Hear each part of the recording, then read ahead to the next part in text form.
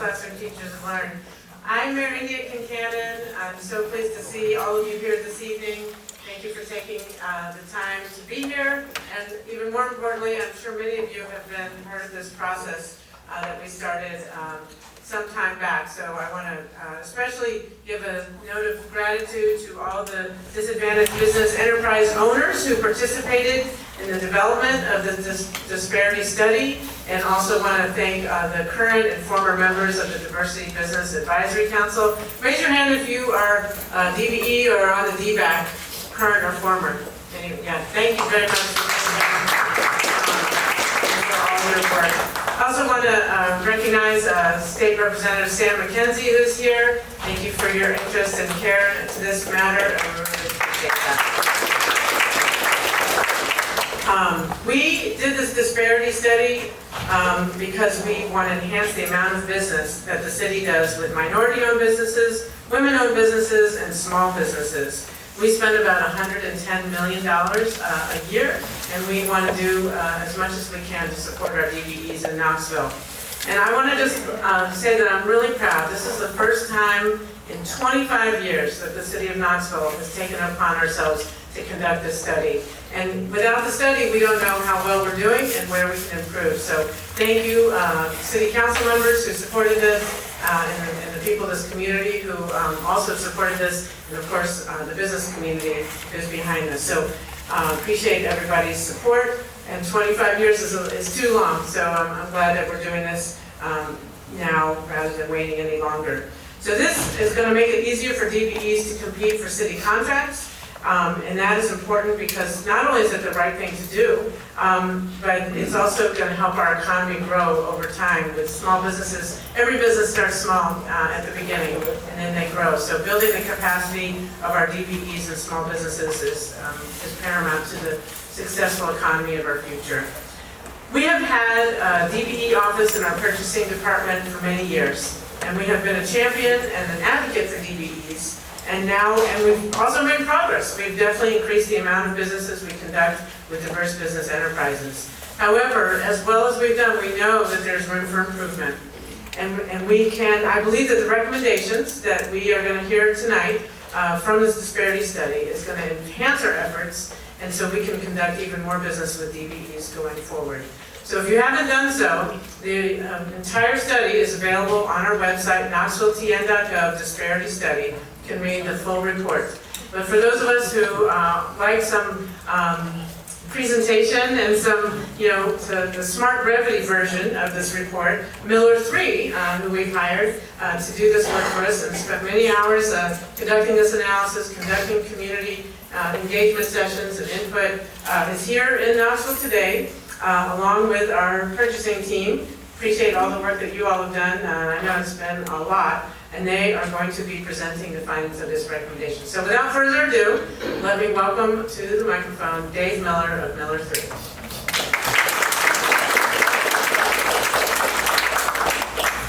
Thank you, Mayor, for those wonderful remarks to get us started this evening.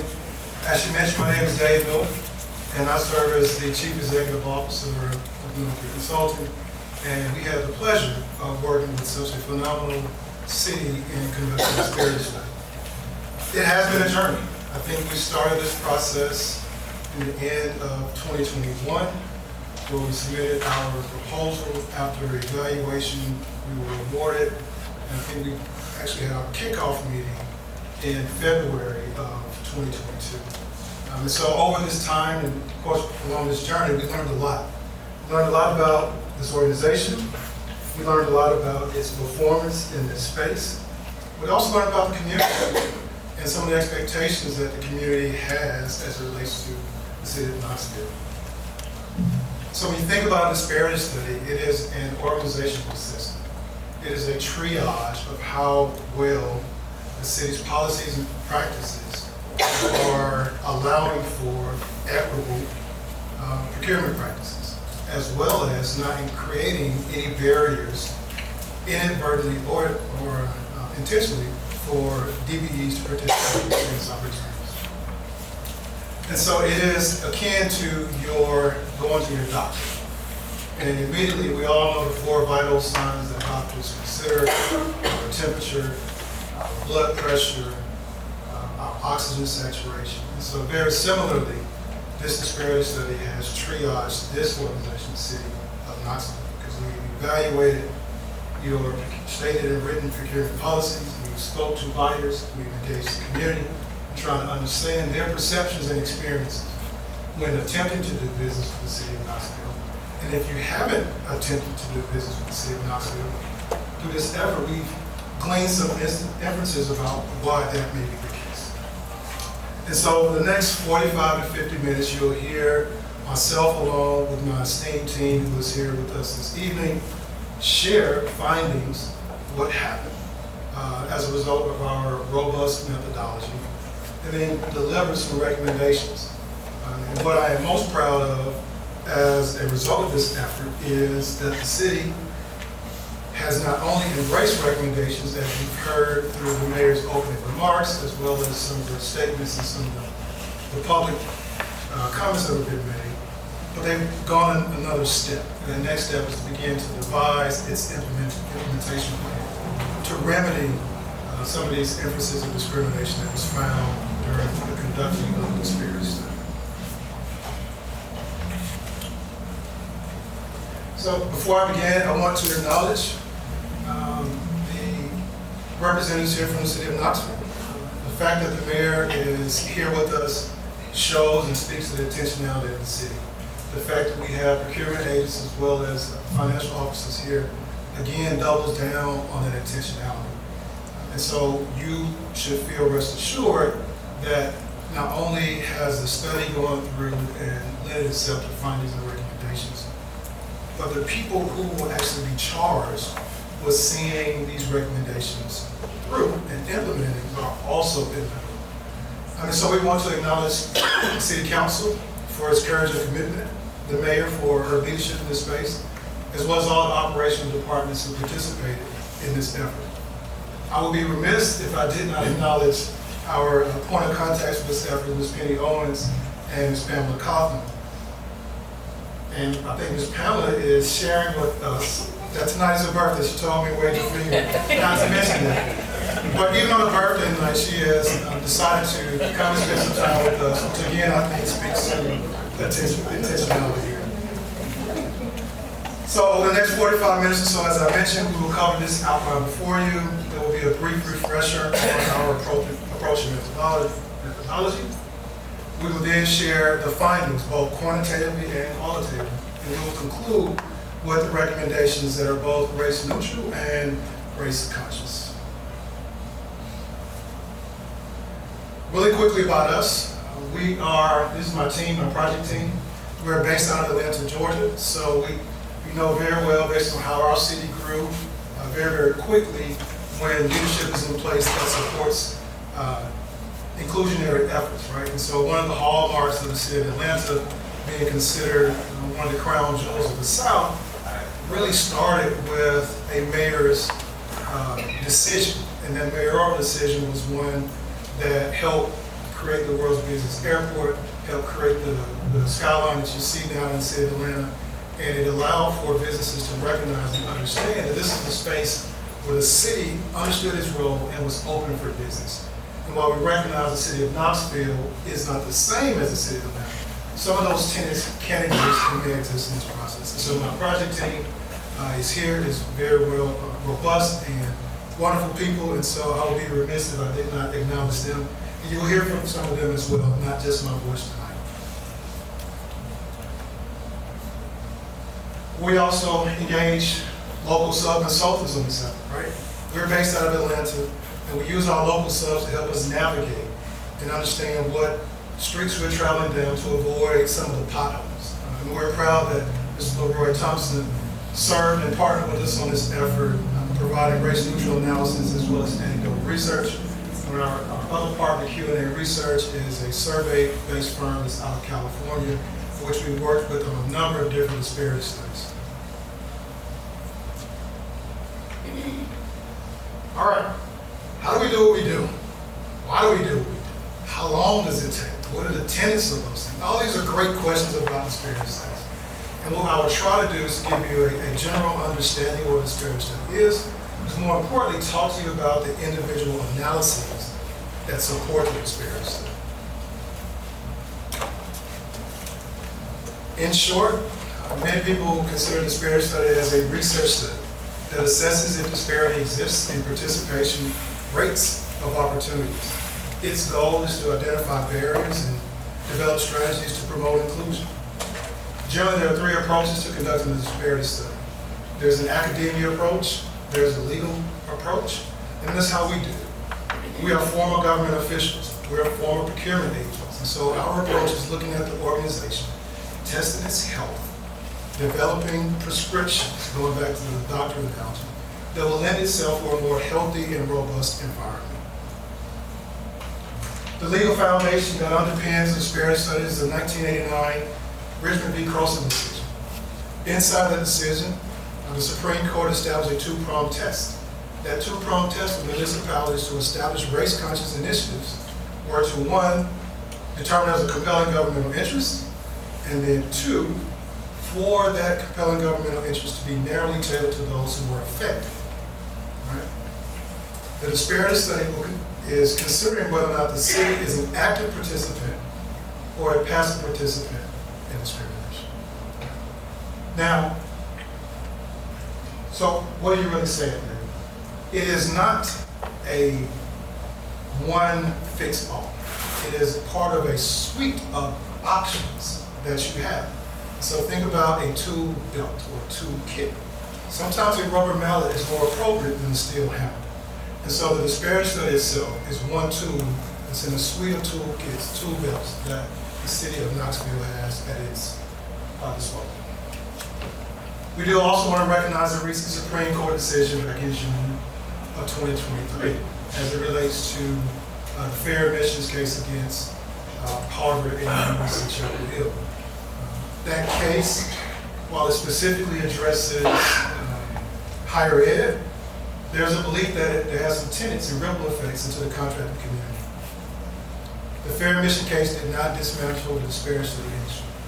Did not do that. It did not usurp the need for disparity studies. In fact, if you look at that case, the underpinning Richmond v. Croson was quoted nearly 100 times inside.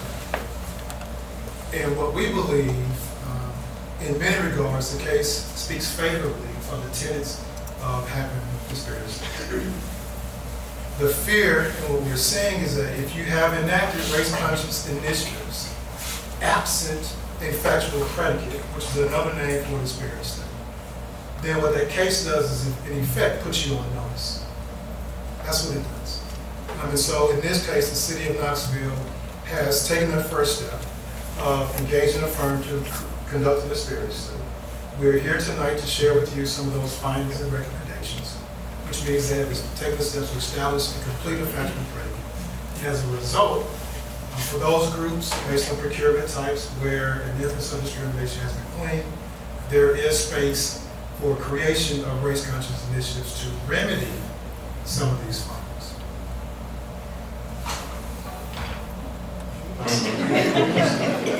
So before us here is our 10-part methodology. As I mentioned, it is a robust assessment of this organization. It is both innovative and has withstood scrutiny. The methodology contains both qualitative and quantitative analyses. It also includes multiple community touch points. And so you heard the mayor talk about the amount of effort we spent into the community, understanding race-neutral providers, management and financial and technical assistance providers, talking to those executive directors who lead those organizations to better understand their outcomes. Not output, but outcomes. And so we make that distinction because we want to separate the number of people you serve from whether or not how you're serving individuals or businesses and whether or not that is leading themselves to them becoming more commercially viable. That is really the litmus test in this exercise. And so the three primary pillars are our industry analysis, our statistical analysis, for which our lead statistician Laura Obadiah will speak a lot more about, and then the market analysis. The market analysis is where the community touch points reside. The industry analysis helps us to better understand your legal environment, what you can and cannot do. And so you heard me mention the Richmond v. Croson case as well as the Fair Admissions case. But more importantly, I believe number 2, which is our procurement and MWB analysis, is where the rubber meets the road. That is where we're evaluating what is your stated policy to what actual practices are. And so you'll hear Mr. Larry Scott talk a little bit about what he discovered in talking to buyers at the city of Knoxville. After completion of this methodology will lead to conclusions and recommendations. Our findings in this disparity study lended itself to conclusion of both race neutral and race conscious. Here's some overview of the findings. As I mentioned, our evaluation is a robust one. It considers a 10-part methodology. This is more of a snapshot that considers the data capturing systems from a procurement type allocation perspective and its implications on how you can evaluate what you're spending on in terms of the numbers, in terms of values, but also who you're spending with, which is equally important. What we did find from a data collection perspective is there are some opportunity areas for the city to enhance enforcement of some of the forms that are required for solicitations. And we want to highlight that.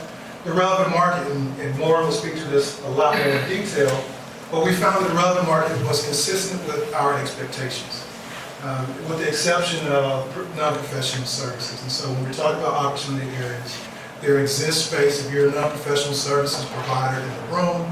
Our findings indicated that the relevant market for those businesses expanded beyond the city's jurisdictional boundaries as well as its metropolitan statistical area. Said differently, the city is going far out to find service providers in that space to fulfill the necessary procurements.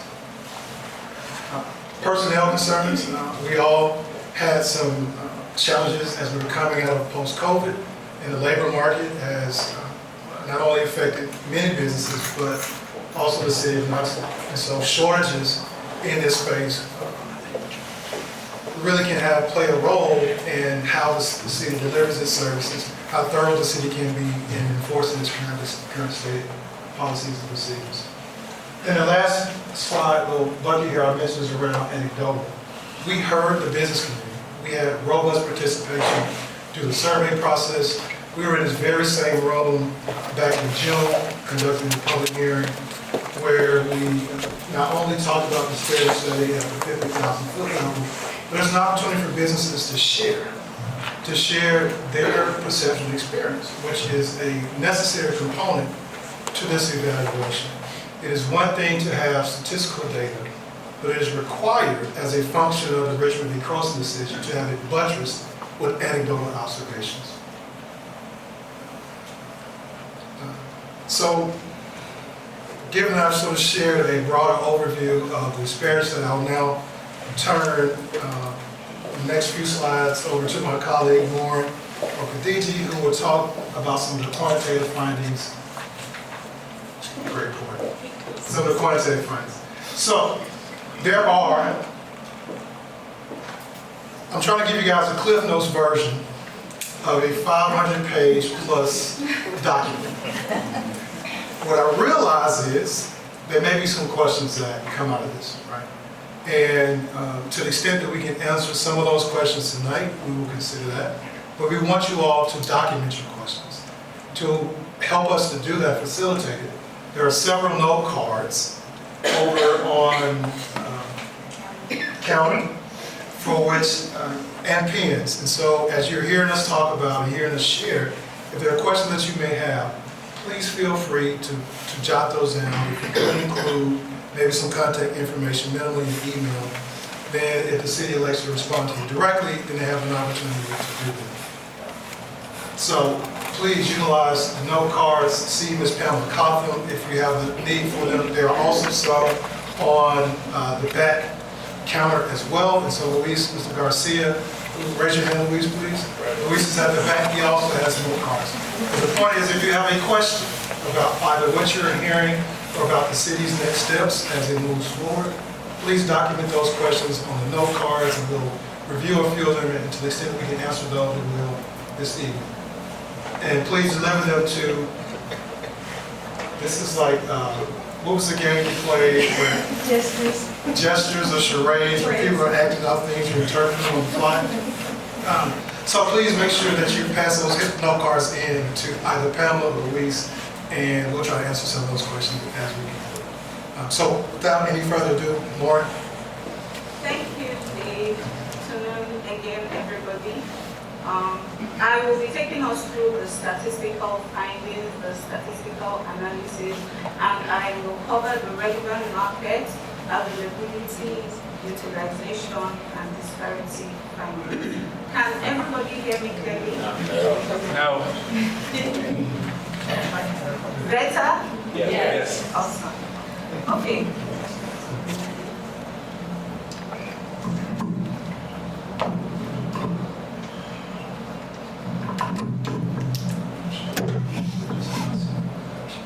Okay, thank you.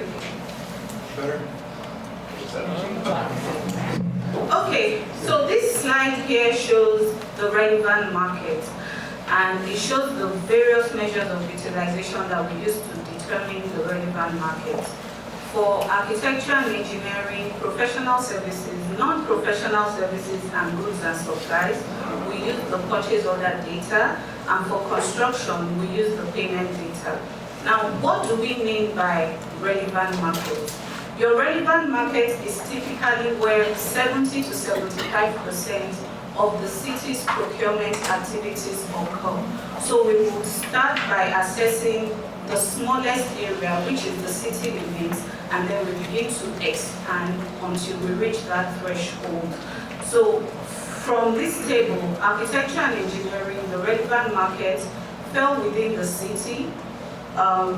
Construction fell within the metropolitan statistical area, which is the Knoxville MSA. Professional services fell within the state. Non-professional services and goods and supplies fell nationwide. So when we look at the relevant market, if it is not consistent with expectation, that is an opportunity for better local outreach to local businesses. So if you look at non-professional services, and this will consist of things like lawn mowing services, janitorial services, that fell nationwide. So we feel that this is an opportunity for the city to reach out to more local businesses, within the MSA, within the city limits, to bring the relevant market back closer to home. Now, I talked about the relevant market being where 70 to 75% of your spend occurs. If you look at this slide, for all of the procurement types, the people that showed up were the non-minorities, right? The relevant market really tells you who are the people, the minority groups that are coming out that have shown an interest in doing business with the city of Knoxville. So you need to send in those bids.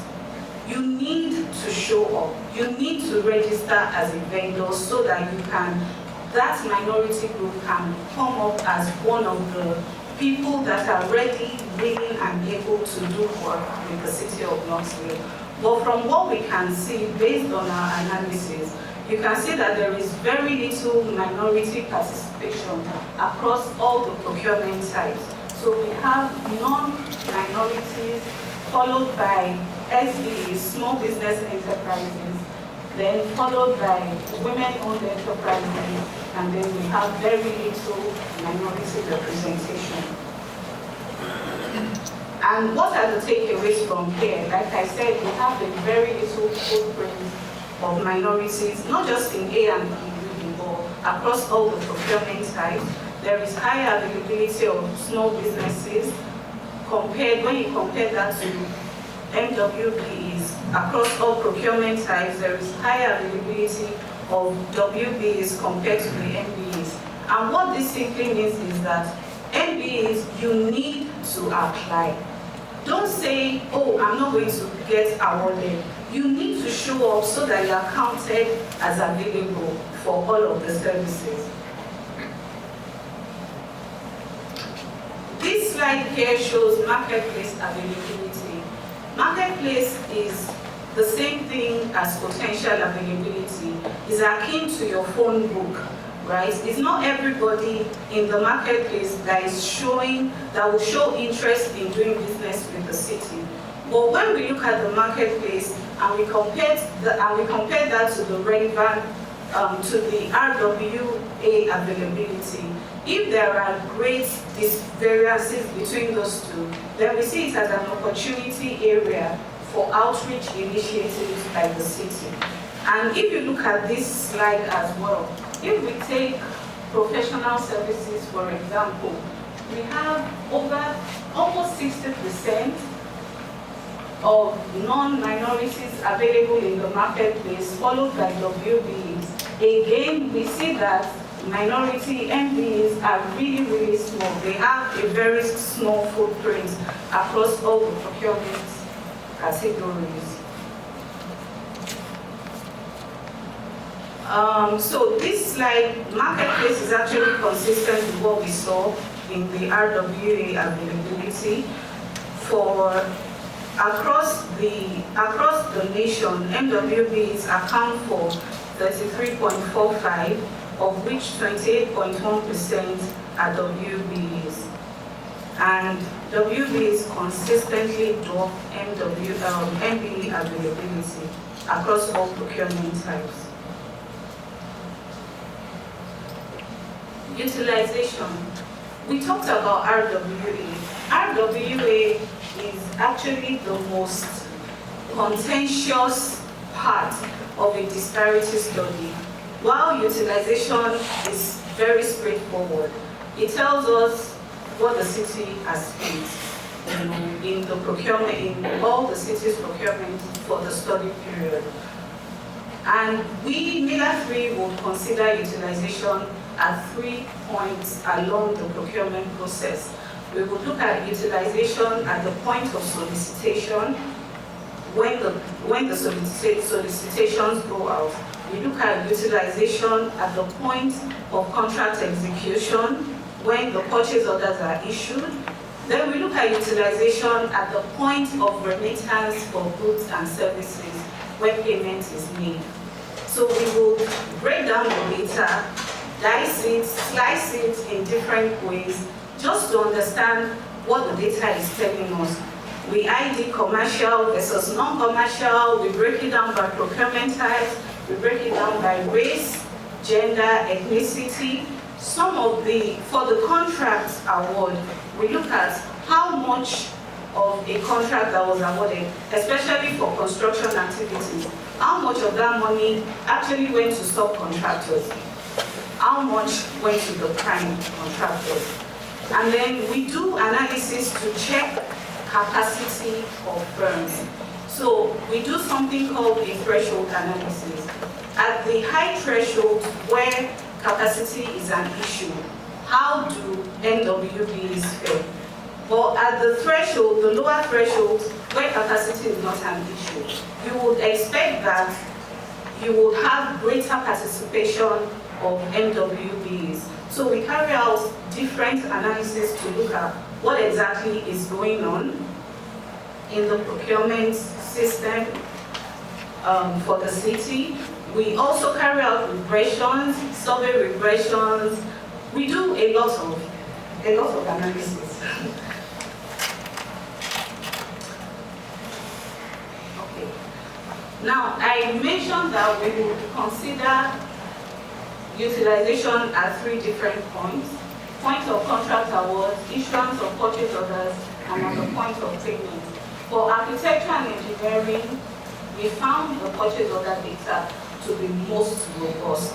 For architecture and engineering, professional services, non-professional services, and goods and supplies. And for construction, we found that the payment data was the most robust for construction.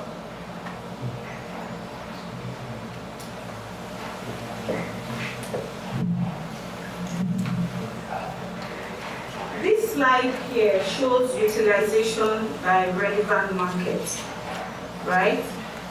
And the way to read this, if we take professional services, for example, we mentioned that the relevant market for professional services was within the state of Tennessee.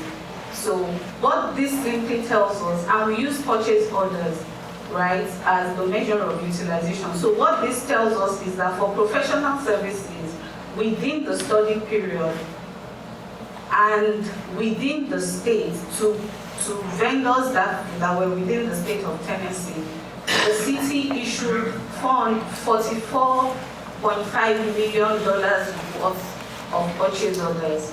Now, of that amount, 71% was issued to non-minority firms, 28% went to SBEs, and the remaining went to NWBs, right? The same thing for architecture and engineering. Again, we see minimal participation of minority NWB firms in this chart here. What is the takeaway from this slide? Except for non-professional services, MWB utilization was less than 5%, right? And for architecture and engineering, construction, and professional services, we had less than 1% NWB utilization. SBE utilization was substantial, except in non-professional services. And WBs were better utilized, MWBs were better utilized in non-professional services than SBEs. This chart shows the top 10 grant fund recipients for the city of Knoxville within the study period. And you can see that out of the $525 million total spend, 26% of that went to this top 10 grant fund recipients. And what does that mean? It means that for every $4 that the city spent, $1 went to this group, right? And we see it as missed opportunities, really. We believe that there are a lot of opportunity areas here that we were recommending that the city should implement its DBE program in such a way that recipients of grants fund participate in all of those inclusion requirements. That way, that is the way to increase the participation of MWBs for the city of Knoxville. This slide here tries to explain what we mean by a disparity ratio and the concept of statistical significance, right? So your disparity ratio is the percentage of utilization divided by the percentage of availability. So if you look at that red line here, that is when utilization is equal to availability. When the ethnic group is being utilized based on their availability, right? When you go above the red line, that is overutilization. It means that that particular group is being utilized more than they are available. So when you see things like 1.53, anything above 1 is overutilization. Then below, where we have the 0.7 is underutilization. And it means that the groups that fall there, below the red line, they are not being utilized as much as they are available. Once we do that, we carry out significance testing. Now, if you look at the blue band around the red line, anything that falls within that blue band is non-significant. It means that the overutilization or the underutilization is by chance. So you can't make an inference of discrimination for anything that falls within the band. Anything that falls below the blue band is significant underutilization. Any group that falls below that blue band, those are the groups that you can have narrowly tailored race and gender conscious programs towards. You can narrow tailor your programs towards them.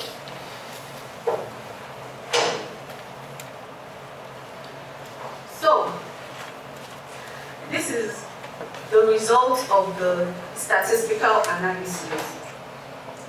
This table shows us our disparity findings based on the utilization and RWA availability. How do we read this table? Everything in green shows significant overutilization. So, for non-professional services, African Americans and Asian Americans were significantly overutilized. Everything that is not shaded and that is labeled underutilization means that they were underutilized, yeah, but it's due to chance. It's not statistically significant. Can we still have programs for them? Yes. Race and gender neutral programs, not race and gender conscious programs, right? ND means there was zero availability. And that simply means that Hispanic Americans, Native Americans, nobody within that ethnic group submitted a bid or showed interest in taking part in any architecture and engineering programs or bid solicitations during the study period. So they showed up as zero, right? Meaning they are not available. Now, everything in red is significant underutilization. These are the groups that we can have race and gender conscious programs narrowly tailored towards. So for example, in professional services, we can narrow tailor programs towards African Americans and WBs. In construction and goods and supplies, we have to narrow tailor programs, well, race and gender conscious programs to all the groups, all the MBAs and the WBAs. And that is how you read this chart. Thank you very much for listening. I'll hand over to Larry to take us through the qualitative aspect. Everyone, I don't think anyone in here is going to have an issue with hearing me. I've never heard anybody say that. My name is Larry Scott. I serve as a senior consultant with this wonderful team. And I'll take a moment to talk with you a bit about qualitative findings. So earlier today, in our presentation, Dave made mention of our 10-part methodology. Our 10-part methodology includes the quantitative aspects. Those are those tasks that yielded the results in the numbers. That's that statistical smart stuff that my colleague just finished going over. Our efforts also include qualitative tasks. Those tasks seek to gather non-statistical data and information and concepts that are not represented in numbers. Part of our qualitative tasks involve gathering and analyzing your procurement policy and procedure documents. They made mention of that activity, including speaking with the staff that execute your procurement policies and procedures. The purpose of that, in terms of interviewing the staff, is to see if there is alignment between the day-to-day functionality of the staff and the intent of the written document. And so what you see here is a representation of the pertinent points that came about from the procurement analysis. We found that a substantial amount of the City of Knoxville's procurement expenditures were in the form of grant dollars. So this is my opportunity to double down on the information that my colleague made mention of. In her presentation, she said that in excess of 25% of the procurement expenditures are grant dollars. And so Miller 3 highly recommends that the City of Knoxville consider implementing the DBE program around your grant dollar expenditures. Currently, there is no connectivity between DBE inclusion requirements and the grant fund expenditures. We also noticed as we looked through the documents that your documents talked about post-award contract monitoring activities. What are those types of activities? Those activities include ensuring that once a contract has been awarded, any commitments for participation are carried through the life of that contract. You guys know that sometimes during the life of a contract, there may be additive change orders that affect the overall value of the contract. When the value of the contract changes, then there should be some attention given to the commitments that were made on that base amount, and if those change orders, which increase the contract, also provide an opportunity for increased engagement with your contracted DBE firm. We found that the policy documents speak to it, but a combination of COVID effects and staffing issues through our analysis appears that there is staffing challenges that make it difficult for those post-contract award activities to consistently take place around the monitoring. We also found that the documentation made mention of the Diversity Business Advisory Council. Madam Mayor asked for people to raise their hand in terms of people that are connected to and participate in that council. We found through the documentation that that council is charged with looking at the engagement of small, minority, female, and disadvantaged businesses, taking a look at opportunities to grow and enhance that interactivity and that engagement. What we found through the analysis of the document is that although your policies speak to that engagement, we see that there's an opportunity for that committee to get closer to the data because they have not been incrementally impactful in raising the engagement levels of your small, minority, female, and disadvantaged business community during the time period of the study. So we see it as an opportunity for that group to get closer to the data. We did find out through the documentation that COK does execute mid-year reviews of those engagements and what those attainments are.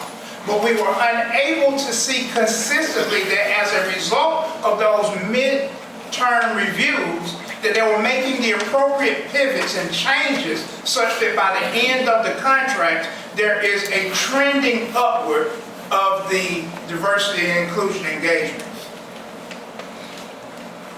Finally, and I'll move on, we found that the internal staff had very little visibility in terms of the actual year-to-year attainments. So the reports that are generated in terms of it being socialized internally, there's an opportunity for improvement on them getting close to that annual report data. And you can imagine if the staff has an opportunity for improvement by being close to that report data, then there's certainly an opportunity for the community to have a better understanding of just how the city of Knoxville is doing with the actual attainment.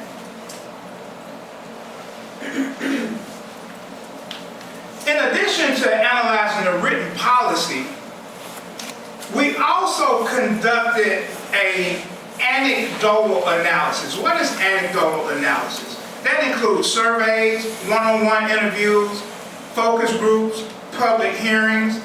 Some of the individuals here today may have received outreaches that asked for you to participate in a survey or to participate in focus groups because we were intending to detail your experience either doing business with the city of Knoxville, attempting to do business with the city of Knoxville but not being successful, or in those instances where you make a conscious decision that you're not interested in doing business with the city of Knoxville, we want to know why.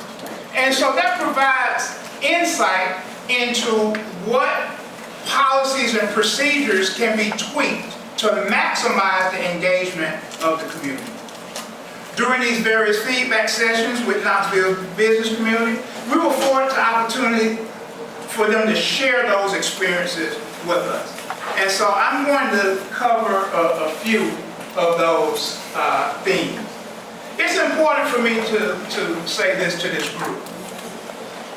During the gathering of this data and this sharing, Miller 3 was careful to understand that one individual story does not write the procurement story for the city of Knoxville.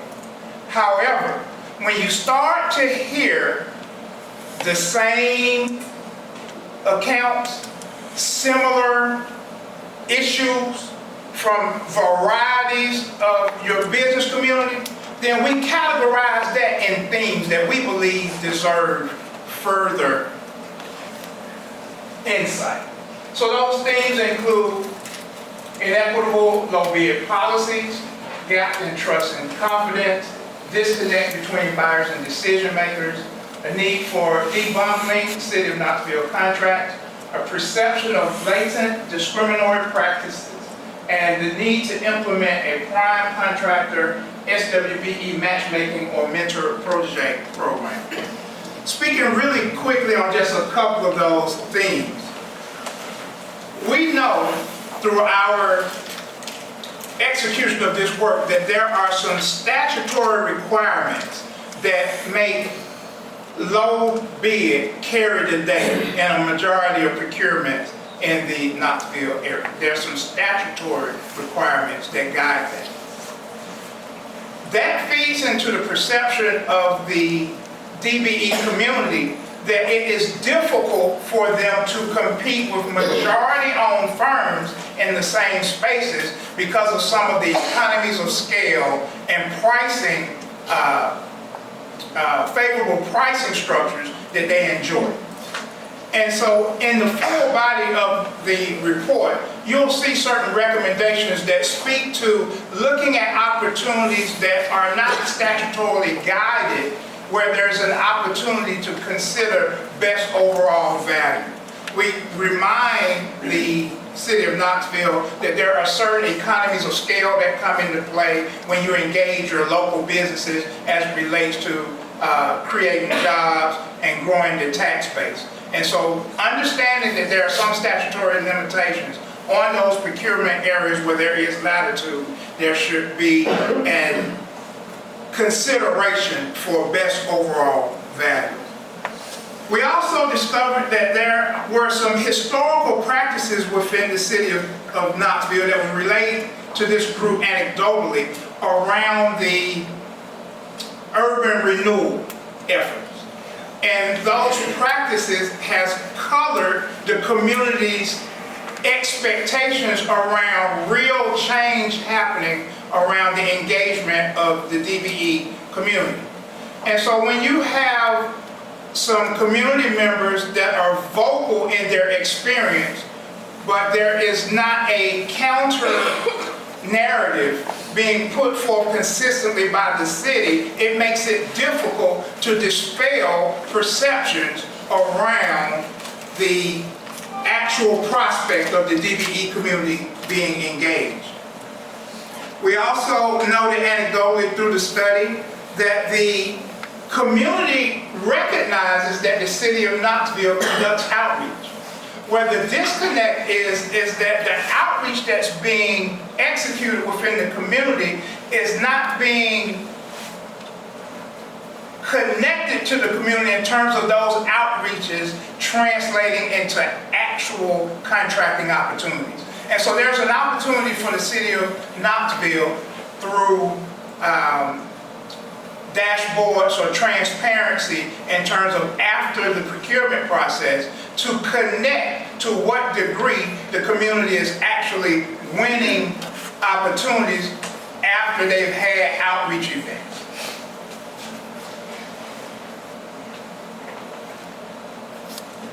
Also a part of the study is a race-neutral analysis. A race-neutral analysis consists of identifying entities that provide managerial, financial, and technical assistance to the various vendor community representatives in the greater Knoxville statistical area. Managerial, financial, and technical assistance, we use the acronym MFTA. And so through this process, we were able to identify 27 race-neutral programs. Of that 27, we were able to sit down with the executive directors or leadership of 20 of those entities. And they shared with us their experiences with servicing the city of Knoxville community. Just as we did with the anecdotal feedback, we listened to the feedback from those directors, and those feedback areas that were common among multiple interviewees found their way into themes. Those themes included best practices and tracking for SMWBEs generally not being shared. I forgot to share with you that when we use the term SMWBE, Small Minority Women Business Enterprises, the city of Knoxville collectively refers to SMWBEs as DBEs. So if you hear me use the acronym DBE or SMWBE, it's interchangeable as a collective description of those groups. It's a barrier to DBEs, but not the availability of capital. Lack of investment in and resources made available for DBE offices, and gold programs not taken seriously without race-based remedies. A couple of highlights in this area include the MFTA providers expressed a lack of formalized partnerships and relationships with the city of Knoxville.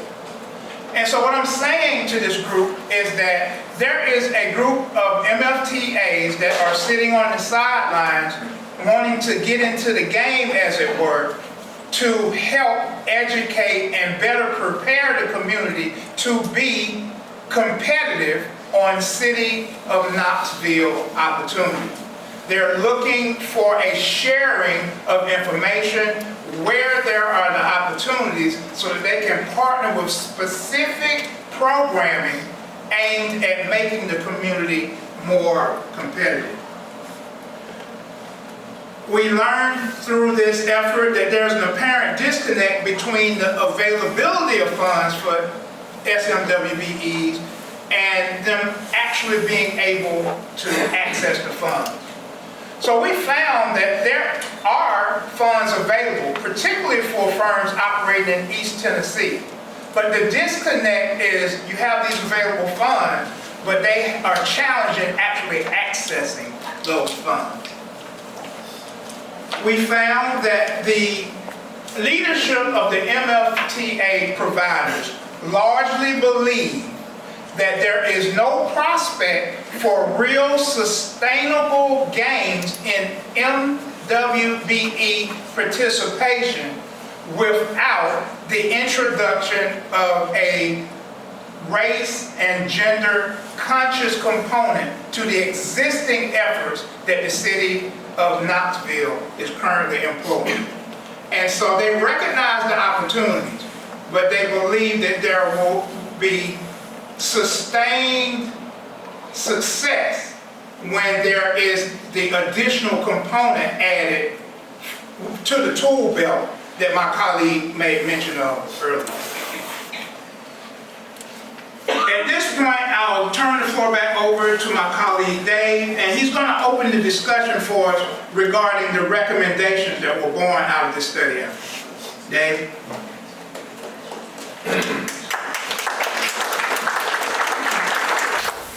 Thank you, Larry. It may not be as loud as Mr. Scott, but I'll make sure we all are heard. And I did note that both Warren and Mr. Scott got a round of applause as they exited their comments. And so I had to work better to get this. I'm trying to be mindful of time as we move into the recommendations. Invariably, recommendations as a result of a disparity study fall into two primary buckets, whether or not they're race-conscious initiatives or race-neutral initiatives.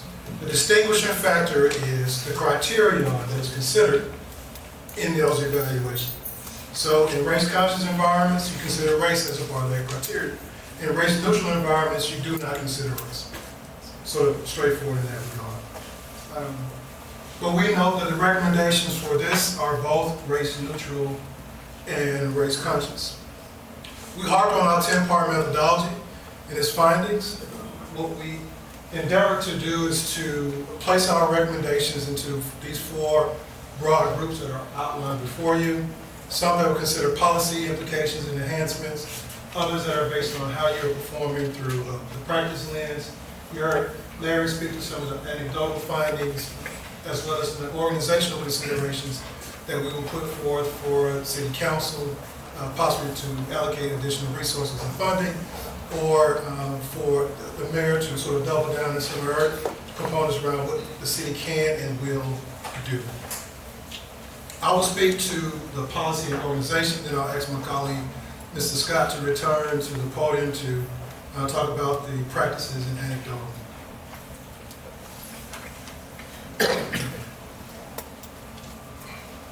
We lean on our experience in this space as being former public officials, former procurement agents, and recognizing that an ecosystem is truly what we're trying to create.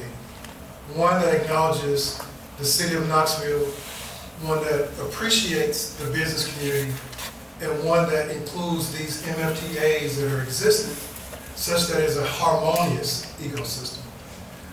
You heard my colleague mention best value over low bid policy, where statutorily you are not restricted. And we view those things as economic development drivers. How is that the case? So if you think about where a smaller DBE who may be local, who is employing local firms, that is feeding back into the city of Knoxville, to the city of Knoxville tax base, we're talking about multiplier effects here, right? So you can go out and procure computers from a wonderful organization like Dell out in the state of Washington. It's a different thing when you can source that locally. You can have it delivered by local providers. So what we're trying to do is to develop that ecosystem, one that you can sustain, given $110+ million on an annual basis that the city of Knoxville procures. You multiply that by 5 times, which is our evaluation period for this study period. And I think it will lend itself for the city to leverage its other constituents in this space. You look at what the city of Knoxville City Schools does. You look at what Knox County does. So you can create a real, robust, regional approach to dealing with this issue. I typically say to many of my clients that it's difficult to carry the burden alone, right? And to the extent that you can challenge some of your counterparts, I would suggest that in this regard as well. The policy-related findings here will lend itself to having more robust systems and tools. We talked about adequate awareness and notification periods and making the runway longer, if you will, for DBEs to be able to react and submit either quotes through the informal process or official responses to your formal procurements. During our public hearing, this is my one quick anecdote away from this slide. During the public hearing, we asked a room comparably attended like this, how many firms actually submitted a bid to the city of Knoxville? Let's repeat that. How many firms in this room have submitted a bid to the city of Knoxville? If you would, for a second, raise your hand. Rough math is about 20% or so, right? And so when we're talking about availability and possibly increasing the pipeline, it requires pushes and pulls on both sides. And so the ecosystem, inside this ecosystem that we're describing, there is a business community responsibility. There is a business community responsibility. And that responsibility will lend itself as fruitful, we believe, with some of the racial neutral components that the city has already agreed to move forward with, such as forecasting and some additional outreach efforts and targeted outreach efforts. As it relates to the organization, deploying resources and the right sizing of departments and offices is critically important. You gotta have the right people in the right places to be successful, whether it's in the public sector or private sector. Standardization of how the city of Knoxville classifies its expenditures and making that an enterprise-wide endeavor is critically important. We've gotten commitments already that the city has already started down that path, which we applaud, right? Because what we're trying to do is to position the city to be in a space where you can make real-time decisions. But not just real-time decisions based on qualms and whims, but real-time data-driven decisions.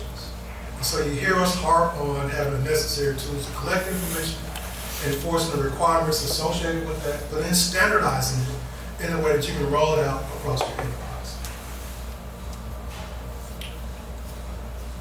I think at this point, I'll turn it over to Larry Scott to talk about some of the practice recommendations, and then I'll come back. You guys can endure me for about another 7 minutes, where we'll talk about whether rubber meets the road in terms of your race conscious initiatives and whether or not there is support for goal-based programs in the city of Knoxville. All right. Thank you, Larry. I've been sufficiently kicked under the table, and I'm mindful of the time here. My colleague Dave has said that we place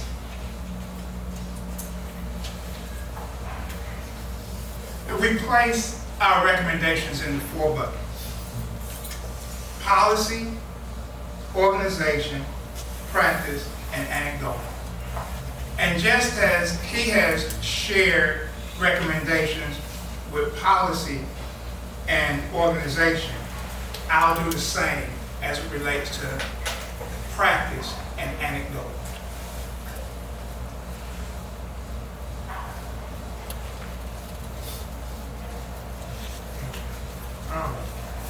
So,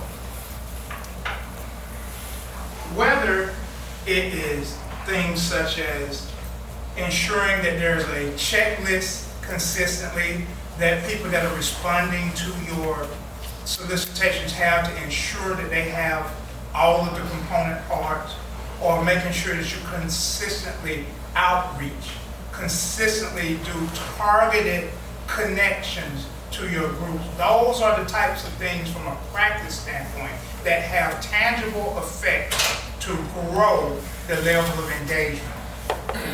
When you look at this list here around practice recommendations, you're going to find that a number of them talk about the practical how-to.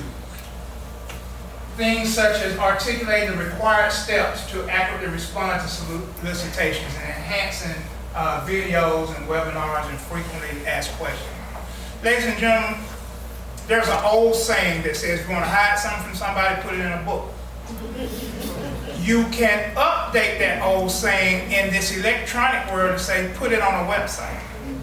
We have found that the websites that are being deployed by the city of Knoxville are robust. They provide a lot of information, but there is still a disconnect between the practical how-tos that are resident on the various sites and the knowledge base of the community. And so we understand that there are COVID impacts nationwide. There is no substitute at some level for interaction. And so when you look at the full document, you're going to see a number of the practices related to growing that connective tissue and re-engaging opportunities for the community to share where they may see their differences are. Formalizing partnerships with managerial, financial, and technical assistance firms. At the risk of beating a dead horse, I want to share with you once again that the MFTA providers that we identified through the course of this activity are sitting on the bench saying, let me in, coach. They want to know the playbook. If the city of Knoxville has a deficit in a particular NAICS code or a particular procurement type. To the extent that those deficits are shared with the MFTA providers, then collectively there can be specialized training developed that address those needs, such that in the longer term, you grow the ability of those firms to be competitive when seeking those types of opportunities. We talked a bit about the website information. We noticed ourselves the level of increases in frequently asked questions in video. We've been at this for about a year. And so we had a front row seat to see those type of efforts. But what we learned from the community is that in addition to that, those efforts that say, this is what you need, we want you to hear us and give us an opportunity to tell you, this is what we want. And so to the extent that there's an opportunity for suggestion boxes or some type of one-on-one interface, we know that there are staffing finite availability. But to the extent that there is an opportunity to develop those connectivities, you'll find that woven into the recommendations in the full document.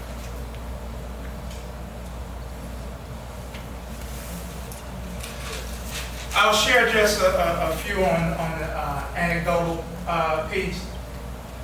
So I made mention earlier regarding some perceptions around the urban renewal efforts that have gone on in the city of Knoxville. And there are a few high-profile, large development programs. There are a ton of eyes on the high-profile programs. One which that came to light through this effort was a baseball complex. By and large, the community's perception that that development is a city of Knoxville development, when in fact it is a partnership that includes various interests, including Knox County and Boyd Sports and a number of entities. But when there is a perception of a lack of transparency in terms of the procurement process, who to go to, who can I speak with if I have bid on an opportunity and I was unsuccessful, then it feeds into this perception of a lack of transparency. So whether it is a city of Knoxville procurement or a P3 public-private partnership, there is a shared responsibility for all of those stakeholders to ensure that the vendor community is understanding of the process, has an avenue by which they can follow up if they pursued opportunities and were unsuccessful, such that it goes a measure to dispel some of those perceptions. At this time, I want to turn it back over to my colleague Dave. He's going to summarize the recommendations for programmatic initiatives while considering the procurement types, the race and gender conscious, and race and gender neutral considerations. And we have two more slides. This slide here is another way to view the sort of green and red slide that Lauren spoke to. Because what it does is shows you where in the center you have the basis for race and gender conscious initiatives across the procurement types when they follow. And then for those groups where you have race and gender neutral initiatives that the city should do. It is our position that race and gender conscious and race and gender neutral must work in concert. Either in isolation will simply delay the ability for the city to achieve its desired objective. We believe that objective is to operate a fair, transparent, fiscally responsive, inclusive procurement environment. The strategies by which the city will achieve that objective, you can pivot. The tactics by which you will employ to achieve that objective, you can change, but the objective itself is your standard. It must remain as your core charge to operate a fair, open, transparent, fiscally inclusive procurement environment without bias. And whether or not that bias is a result of inadvertent bias or intentional. Right? So here's where you have it. For architectural engineering services, you can have race-conscious goals for WBEs. For construction, every MWBE group is where you could have targeted race-conscious initiatives. In non-professional services, Hispanic American-owned firms and WBEs.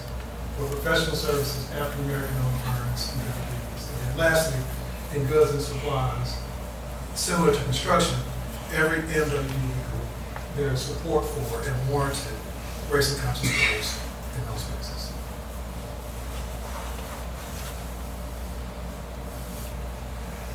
One of the biggest challenges after completing the disparity study is charting a path forward. This is invariably a race that we have run in partnership with the city of Knoxville. It is a relay race. So we've held this baton and ran and conducted our 10-part methodology for almost 16 months now, if not a little bit more. We're ready to pass this baton. Right? We're going to pass this baton back to the city of Knoxville. But we will not leave the city of Knoxville. Right? Because we recognize that implementing recommendation itself is a task.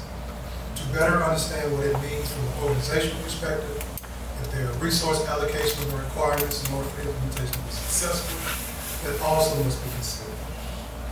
And so we offer a litany of post-study support efforts that will avail ourselves to the city of Knoxville in that regard.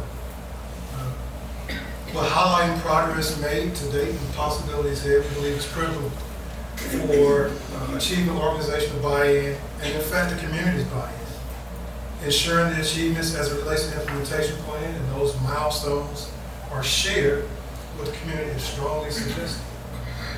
In fact, we believe, similar to your DBAC community, there should be an oversight committee, one that is charged with monitoring the progress against the city's implementation plan and its recommendations. Again, ecosystem, sharing of information, sharing of possibilities, sharing of responsibility. And we're excited. We're excited that the city has not only heard the need for an implementation plan and timeline, but have gone the next step of developing it. And I think Ms. Penny Owens is prepared to share at a very high level this afternoon what that plan looks like. It will consider many of the recommendations that we have made thus far. And I mentioned at the outset that this has been a journey. And we will stand as and remain your partners along this journey. Even after we pass the baton, we will be there next to you running, encouraging you to implement in a timely fashion while doubling down your commitments as I believe exists from some of the council members that made it here. You heard the mayor's commitment in this space as well as representatives from the city. So I want to thank the city for allowing us to perform this body of work, to acknowledge that you have developed an implementation plan and a timeline for that. We ask for the city's, the community's patience in allowing the city of Knoxville to actually execute this. While you have some visibility tonight in what they will be moving forward. And so this is an ideal conclusion, if you will, to our body of work, one that establishes the need for race conscious and race neutral initiatives where warranted. Also one that engages the community and helping them to better appreciate their role in this ecosystem. And one where we can bring our clients forward and they can share their plan and strategy as a result of this effort. So with that, I conclude my remarks and ask Ms. Penny Owens to come join me.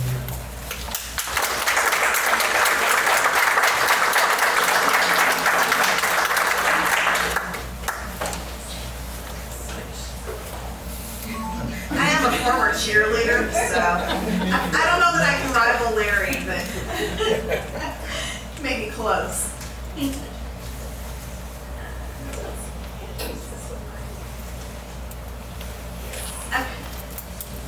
So I will be brief because I'm already tired. And as you can see, we have a lot of work to do, but we're very excited.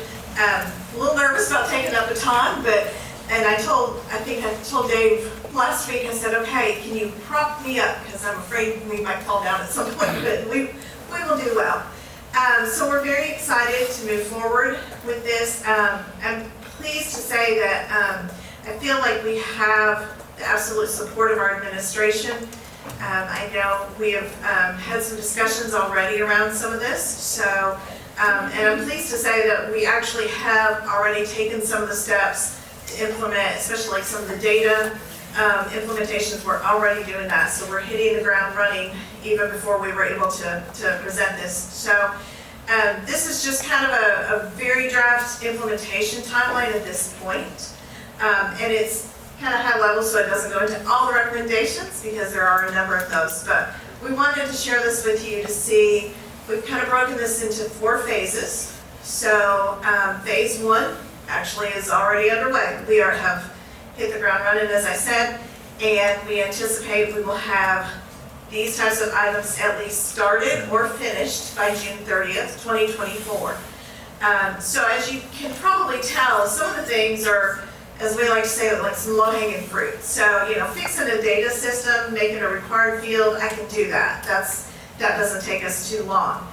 The contract compliance piece, where we have to do some of that, you know, following up and tracking the contracts, and we don't even have those systems in place to track some of that. So some of those items will take longer, but these are the things that we definitely want to start in phase 1. And we'll carry on. Some will be complete, as I said, and some will carry on all the way through phase 4. Phase 2 will be the next 6 months, so we are aiming to complete those items by the end of December of 2024, or at least get them underway so that we can get them completed. So that kind of gives you an idea of those items. And then phases 3 and 4, we would carry on. We've kind of broken this into 6-month phases, so you can see by the end of the next fiscal year, we would have phase 3, most of those items wrapped up at that point, and then phase 4 by the end of December 2025, these last items there. So with that, we do want to, as was mentioned early on, we do have the full study is on our website. This is a QR code to go directly to the website. The website is knoxvilletm.gov/disparity study, as was mentioned earlier. And I was going to check, did we get, Luis, do we have questions? Pamela, did you get any question cards? Okay. Please feel free to go there. I think my email address is out there, so feel free to submit more questions to us, or if you still want to get some cards and submit some questions. We will, any questions that we do receive either via email or if you want to put them on note cards, we will post those on this website. And we will use this website to continue this dialogue and to continue updating you, to put our progress out there, and to continue with that communication. I see a question. We got time for a couple of quick questions. We have questions for, really for him, you're taking an approach of race conscious approach, which is the most aggressive. In your advice, are you recommending any sunset provision or not?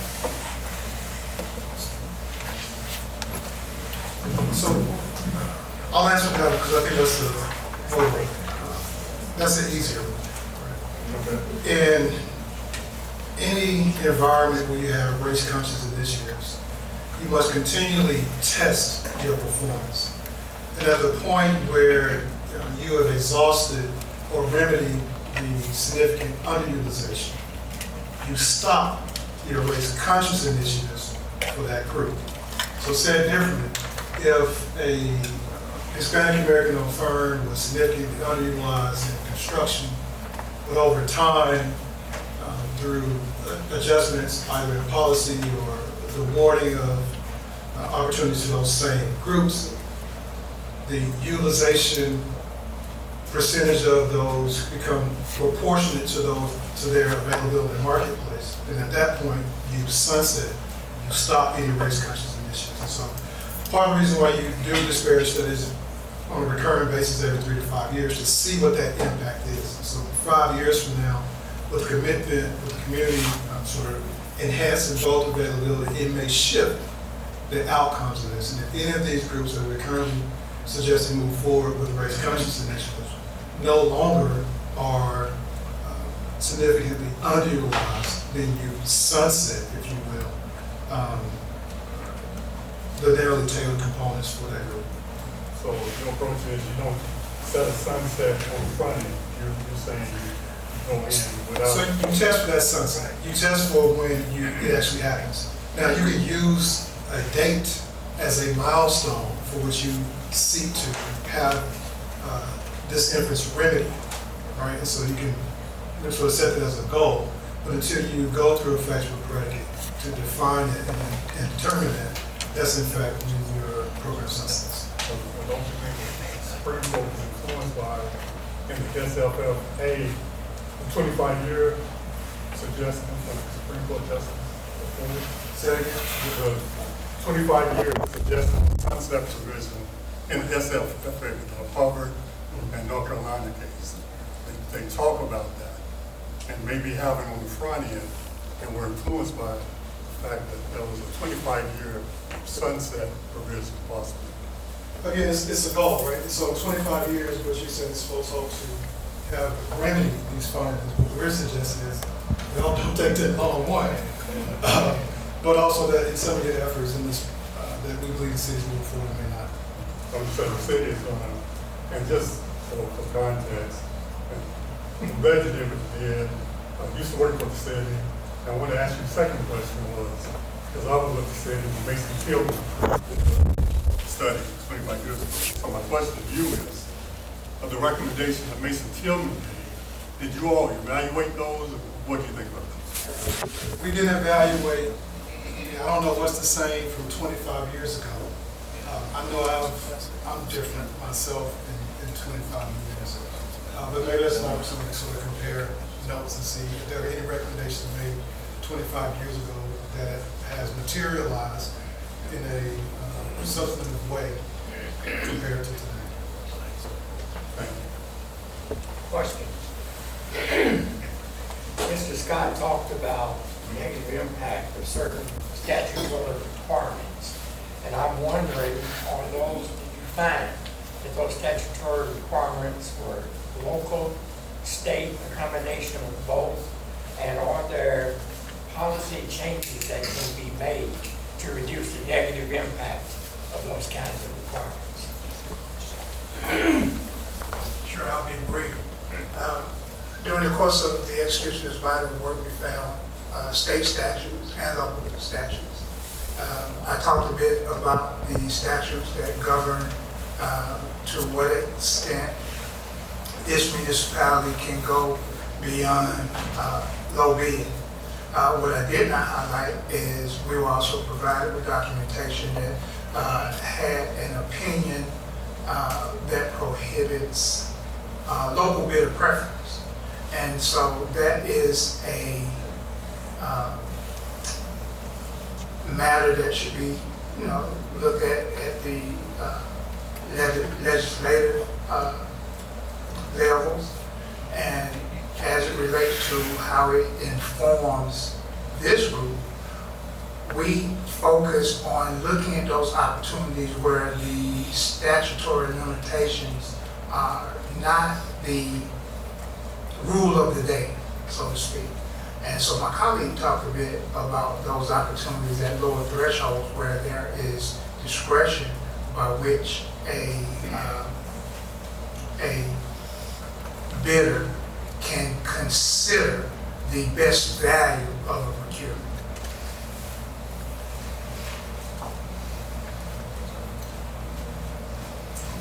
All right, thank you, everyone. We really appreciate your attendance tonight. We look forward to continuing to work with everyone.